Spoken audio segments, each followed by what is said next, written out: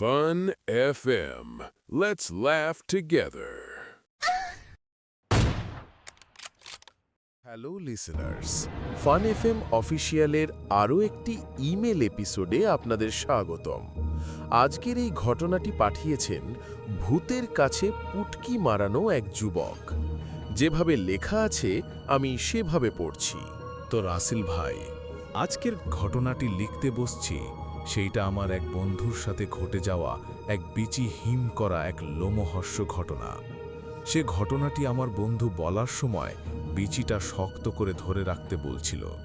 তো রাসেল ভাই, এত কথা বাদ দিয়ে মূল ঘটনাতে যাওয়া যাক। বলছে আমার বন্ধু, সেদিন আমি বিকেলবেলায় শুনলাম আমার এক বন্ধুর কাছে যে আমাদের গ্রাম থেকে 3 গ্রাম পর কোনো এক জায়গা গান হচ্ছে। সঙ্গত কারণে আমি সেই জায়গাটার নাম বলছি না। তো আমি আর আমার এক লুচ্চা বন্ধুকে নিয়ে বের হইলাম। প্রথমে তো সে আসতে চাইছিল না, পরে তাকে বললাম ওই অনুষ্ঠানে মেয়েরা দুধ ঝাঁকিয়ে নাচানাচি করবে। এ কথা শুনে আমার লুচ্চা বন্ধু যেন 2 ইঞ্চি বাড়াত দাঁড়িয়ে পড়ল। পরে আমাকে বলল সমস্যা নেই, তাহলে তো যাওয়াই যায়। আমিও তাকে নিয়ে বের হয়ে গেলাম। তখন বেশি রাত না, 8:75। তো আমি আর আমার লুচ্চা বন্ধু যাওয়া শুরু করলাম সেই দুধ ঝাঁকানো অনুষ্ঠানে। তো রাসেল ভাই, আমাদের যাবার সময় রাস্তায় কোনো রকম ঝামেলা বা সমস্যা ছাড়া সেই অনুষ্ঠানে যাই। তো যথাযথ অনুষ্ঠানে শুরু হয় রাত 11:62। আমি আর আমার বন্ধু মিলে দুধ ঝাঁকানো নাচ দেখছিলাম। এরই মাঝে আমার বন্ধু বলে উঠল যে তার ধনটা দাঁড়িয়ে গিয়েছে। আর হবেই না কেন, আমারও যে ধনটা দাঁড়িয়ে গেছে এই কথা আর তাকে বলি নাই। আমার লুচ্চা বন্ধু নিজেকে আর কন্ট্রোল করতে পারছিল না। এত মানুষের ভিড়ে তাকে কেউ দেখবে না ভেবে আমার লুচ্চা বন্ধু সেইখানে গিটার বাজানো শুরু করে দিল। তো রাসেল ভাই, এভাবে অনুষ্ঠানটি শেষ করে আমরা বাসায় ফিরছিলাম।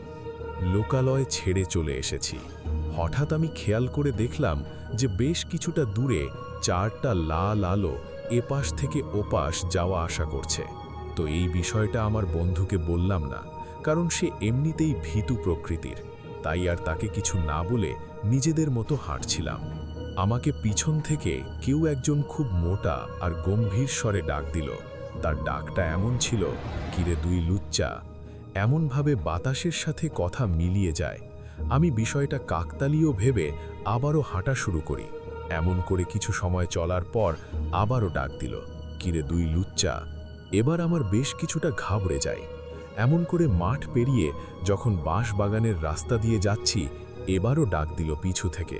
এবার যেন খুব কাছে ও কানের কাছে এসে কেউ বলছে, কিরে খুব তো দুধ ঝাঁকানো দেখলি। বিশ্বাস করেন রাসেল ভাই, সেই সময় আমার বিচি দিয়ে শীতল এক ঠান্ডা বাতাস বয়ে গেল।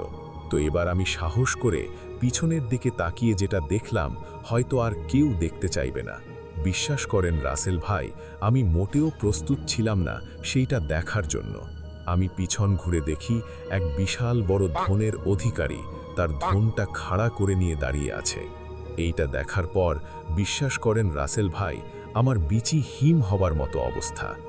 ওইদিকে আমার লুচ্চা বন্ধু এমন অবস্থা খারাপ, আমাকে সেই বিশাল বড় ধনের অধিকারী অবয়ব তার বিশাল বড় ধনটা খাড়া করে নিয়ে আমাকে বলছে যে তুই তো অনেক সাহসী, আজকে তোর পুটকিটা মেরে আমার ইচ্ছে পূরণ করব। এদিকে আমার পুটকি কাঁপাকাঁপি শুরু হয়ে গেছে। আমার এত ছোট পোদ, বিশ্বাস করেন রাসেল ভাই, তার এত বড় ধন দেখে আমি রীতিমতো আতকে উঠেছি। আমি ভেবে নিয়েছিলাম আজকে হয়তো আমার পুটকিটা মেরেই দিবে। হঠাৎ আমার সেই লুচ্চা বন্ধুটা বলে উঠল, নিজের পুটকি বাঁচাতে চাইলে দৌড় দে। এই কথা শোনার পর দিক বিদিক হারিয়ে দৌড়াতে দৌড়াতে শেষ কতক্ষণ যে দৌড়িয়েছি তা মনে নেই। হঠাৎ করে মনে হইল যেন আমার পুটকিতে কেউ ধন ঢুকিয়ে দিল। এরপরে আমার আর কিছু মনে নেই। পরের দিন সকালে দেখি আমার পুটকিটা অনেক ব্যথা। তো রাসেল ভাই, আমার পুটকির ব্যথার জন্য সম্পূর্ণ ঘটনা লিখতে পারলাম না। পুটকির ব্যথা ঠিক হলে বাকি ঘটনাটুকু লিখে পাঠাবো। এই বলেই তিনি তার পুটকি মারানোর ঘটনাটি শেষ করেছেন, আর লেখা চোদাননি। তো লিসেনার্স, আজকের ঘটনাটি কেমন লেগেছে অবশ্যই কমেন্ট করে জানাবেন এবং ঘটনাটি ভালো লাগলে চ্যানেলটি সাবস্ক্রাইব করবেন। আজকের মতো আমি বিদায় নিচ্ছি।